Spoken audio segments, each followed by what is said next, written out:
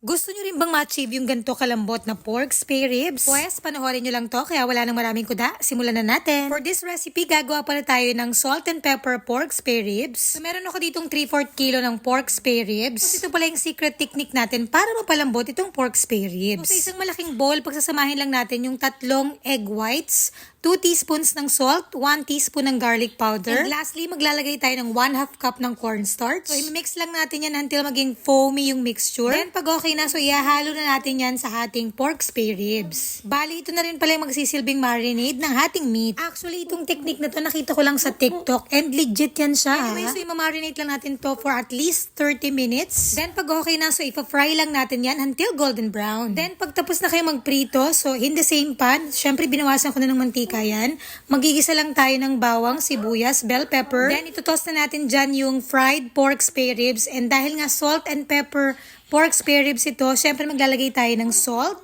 and pepper. So, toss nyo lang yan ng mga 1 to 2 minutes. Then, after that, ready na ang ating salt and pepper pork spare ribs. At syempre, alam nyo ng kasunod niyan, taste test na tayo. Uy, in fairness, malasa at lumambot talaga yung spare ribs. Legit! At mas masarap pa to kapag may sawsawang suka. Ayun lang, babushi!